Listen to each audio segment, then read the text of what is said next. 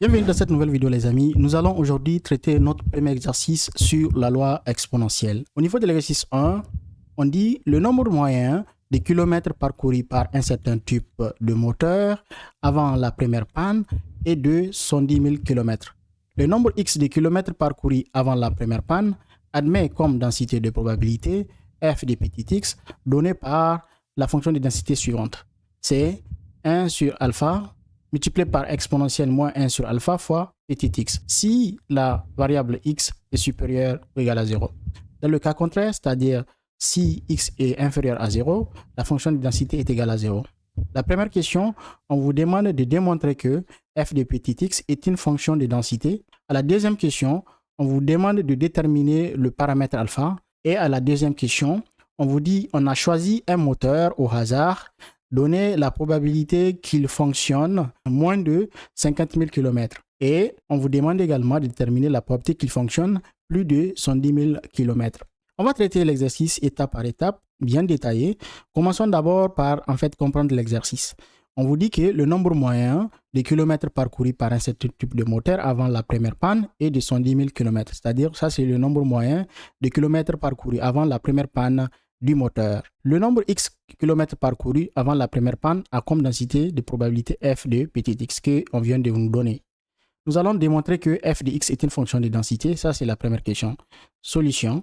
D'abord, données de l'exercice. Je vous rappelle que x ici, c'est le nombre de kilomètres parcourus avant la première panne du moteur. Et on vous dit que le nombre moyen de kilomètres parcourus, c'est combien? 110 000 km. C'est-à-dire que l'espérance mathématique, c'est-à-dire la moyenne, l'espérance mathématique, en fait, c'est 110 000 km. Et c'est ce qu'on veut vous dire, en fait, au niveau de 110 000 km. C'est le nombre moyen des kilomètres parcourus par un certain type de moteur avant la première panne. Une autre donnée de l'exercice, c'est la fonction de densité. On vous a donné la fonction de densité, c'est bien 1 sur alpha exponentielle moins 1 sur alpha fois x. Bien sûr, si x est supérieur ou égal à 0. Ça, c'est la fonction de densité. On sait très bien qu'à partir de ces données, on sait très bien que x suit une loi exponentielle en fait. Il suffit juste de regarder la fonction de densité pour s'en rendre compte. En fait, c'est une loi exponentielle de paramètre 1 sur alpha. Voilà les données de l'exercice. On va essayer de répondre aux questions. La première question qu'on vous a posée, c'est de démontrer que f de x est une fonction de densité.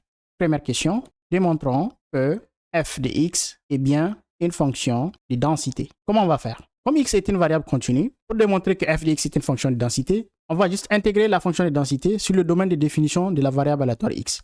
Or, x est supérieur ou égal à 0, comme on l'a dit tout à l'heure. Donc, le domaine de définition, c'est 0 à plus l'infini. Donc, on va intégrer sur 0 à plus l'infini. Si nous prouvons que c'est égal à 1, on va conclure que f de x est une fonction de densité. C'est aussi simple que ça. On y va. Donc, on va intégrer sur 0 à plus l'infini. La fonction de densité, c'est 1 sur alpha, fois exponentielle moins 1 sur alpha, x dx. Il nous faut maintenant déterminer la primitive. Okay? Quelle est la primitive de cette fonction-là? C'est la fonction dont la dérivée est égale à ça.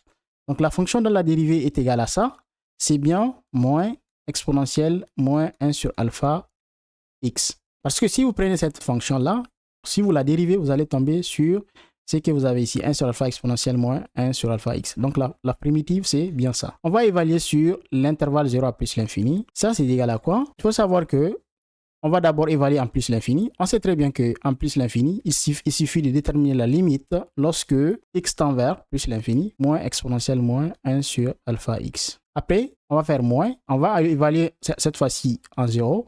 C'est-à-dire qu'on va faire moins. Moins, c'est le moins de la formule. Donc, moins, entre parenthèses, on a moins exponentielle moins 1 sur alpha fois x. X prend la valeur 0. On remplace donc par 0. En fait, ça fait 0. OK? Parce que ça, c'est une limite qui est remarquable. On connaît très bien que alpha est positif ici. Donc, si vous remplacez x par plus l'infini, ça va faire exponentielle moins l'infini. Ce qui va faire que, en fait, ça va venir 0. Donc, ça c'est 0. Cette partie-là égale à 0. Donc, ça va me faire tout simplement ici 0. Ça, c'est 0 plus. Maintenant, moins fois moins, c'est plus. C'est ça que vous voyez, c'est plus. Exponentielle 0, parce que si vous voyez 1 sur alpha fois 0, ça fait exponentielle 0. Or, exponentielle 0, c'est 1. Ça fait 1. Donc, on peut dire que l'intégrale sur 0 à plus l'infini de la fonction de densité f de x est bien égale à 1. Donc, on va dire que f de x est une fonction de densité. La deuxième question, on vous dit de déterminer le paramètre alpha. Comment on va déterminer le paramètre alpha?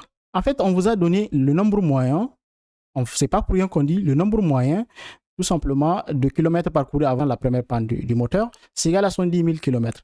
On veut que vous pensiez à l'expression de l'espérance mathématique. Une fois que vous connaissez la valeur, vous allez juste tirer alpha. Vous allez voir tout de suite comment on va procéder. Deuxième question, déterminons alpha. Alpha, normalement, c'est une valeur fixe. On va la déterminer. On sait très bien que l'espérance mathématique de x, comme on nous a dit tout à l'heure, c'est 70 000 km. Il faut connaître l'expression de l'espérance mathématique de x. Lorsque x suit une loi exponentielle de paramètre 1 sur alpha, quelle va être son espérance mathématique? On sait très bien que l'espérance mathématique de la variable aléatoire x, c'est tout simplement, c'est 1 sur le paramètre en question. Le paramètre, c'est 1 sur alpha. Donc, il faut prendre l'inverse du paramètre. Tout ça, c'est le paramètre. Donc, c'est 1 sur alpha, le paramètre de la loi ici.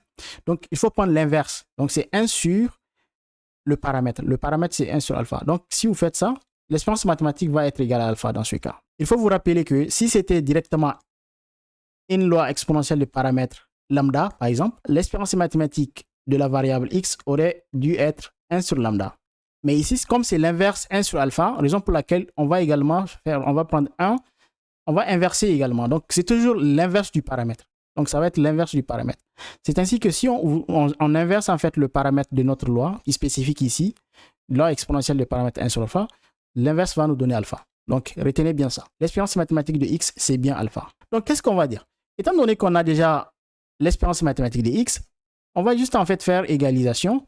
On va égaliser. Donc, ça, c'est égal à 70 000 km.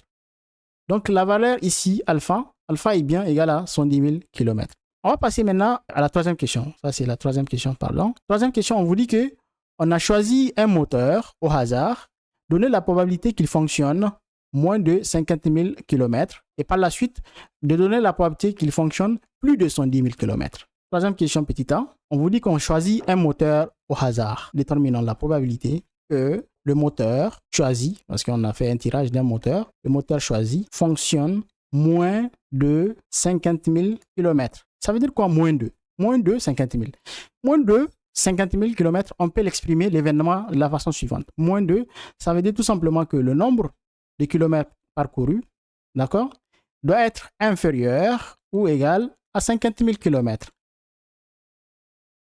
50 000 km. C'est ça que ça veut dire moins de 50 000 km. Mathématiquement parlant, c'est de cette façon que nous allons l'exprimer. Donc, il s'agit d'ici de déterminer la probabilité que la variable aléatoire x soit inférieure ou égale à 50 000. C'est la probabilité là qu'on veut que vous déterminez. Et on sait très bien qu'on peut s'inspirer de ce qu'on appelle la fonction de répartition. Pour les gens qui ont regardé les deux vidéos précédentes, je vous ai montré en fait des astuces que vous pouvez utiliser. Rapidement, vous pouvez déterminer ces probabilités lorsque vous avez une loi exponentielle. On a vu comment utiliser la fonction de répartition. Les liens de ces deux vidéos sont en description en fait ou en commentaire de cette vidéo. Vous allez les trouver parce que vous allez comprendre très bien que vous pouvez facilement calculer les probabilités juste en utilisant la fonction de répartition. Ici, par exemple, cette probabilité-là, on n'a pas besoin d'utiliser l'intégrale. On peut facilement remplacer au niveau de la fonction de répartition. Pour cela, j'ai besoin de vous rappeler déjà de quoi il s'agit. En fait, quand je parle de la fonction de répartition d'une variable aléatoire, f de petit x, en fait, c'est tout simplement 1 moins exponentielle moins le paramètre de la loi, c'est 1 sur alpha, moins 1 sur alpha, fois la variable aléatoire x, pour des valeurs de petit x supérieures ou égales à 0. Ça, c'est la fonction de répartition. Nous allons utiliser cette fonction de répartition pour calculer cette probabilité. J'ai déjà réalisé une vidéo, regardez le lien, les deux vidéos sont en description de la vidéo. Vous allez mieux comprendre comment utiliser la fonction de répartition pour calculer les probabilités lorsque vous avez une loi exponentielle. J'ai réalisé comment démontrer même cette formule-là, comment on est parvenu à la démontrer. Vous allez trouver les liens des deux vidéos en description ou en commentaire de cette vidéo. Pour les gens qui ont déjà regardé les vidéos précédentes, vous savez très bien que la fonction de répartition dans le cas d'une loi exponentielle, et c'est bien évidemment la probabilité, comme toujours, la probabilité que x soit inférieur ou égal à une certaine valeur petit x. Et je vous ai bien dit que c'est égal à 1 moins exponentielle moins le paramètre de la loi multiplié par x. OK? Donc, si vous regardez bien, il s'agit ici de la fonction de répartition évaluée en 50 000. C'est-à-dire que si je vais avoir la probabilité que x soit inférieur ou égal à 50 000, il suffit juste de prendre la fonction de répartition et vous remplacez par la valeur petit x. Vous allez remplacer la valeur de petit x au niveau de la fonction de répartition. Parce que là, c'est que j'ai juste en fait la fonction de répartition évaluée en 50 000, tout simplement. Vous voyez, je vais juste remplacer au niveau de la fonction de répartition et puis j'ai la probabilité rapidement. La probabilité est donc égale à 1 moins exponentielle moins 1 sur alpha multiplié par 50 000. La valeur de petit x, c'est 50 000. Et je connais la valeur de alpha parce que je vous ai dit que alpha, c'est égal à combien? On l'a trouvé tout à l'heure. Alpha, c'est 70 000. Donc, la probabilité qu'on cherche, la probabilité que x soit inférieur ou égal à 50 000 est tout simplement égale à 1 moins exponentielle moins 50 000 et la valeur de petit x divisé par alpha. Alpha, c'est 70 000. D'accord? On peut faire des simplifications. Ça me donne 1 moins exponentielle moins 5 sur 7. Là, il faut juste utiliser la calculatrice. Vous allez trouver la valeur finale. La question B maintenant. Au niveau de la question B, on nous demande de déterminer la probabilité que le moteur fonctionne plus de 110 000 km. Déterminons la probabilité que le moteur fonctionne plus de 110 000 km. Maintenant, comment exprimer en fait cette probabilité? Comment on va d'abord déterminer l'événement? Comment d'abord écrire l'événement? L'événement ici, plus de 110 000 km. Le nombre de kilomètres parcourus, d'accord, soit supérieur à 110 000 km. C'est ce qu'on veut dire. Pour que le moteur fonctionne à plus de 110 000 km, ça veut dire que le nombre de kilomètres parcourus doit être supérieur ou égal à 110 000 km. Ça, c'est l'événement que je viens de décrire sous forme mathématique. Donc, il s'agit de déterminer la probabilité que x soit supérieur ou égal à 110 000 km.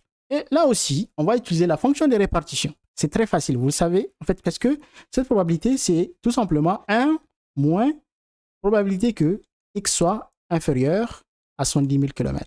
Comme on est, bien sûr, x est une variable continue. Ici, vous pouvez mettre même inférieur ou égal, ce n'est pas un problème. L'égalité, ça ne cause rien.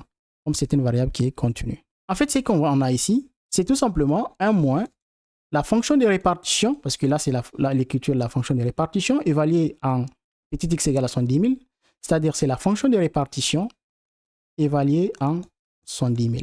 Ce qui va nous donner 1 moins, je vais en fait tout simplement remplacer la valeur de petit x au niveau de la fonction de répartition.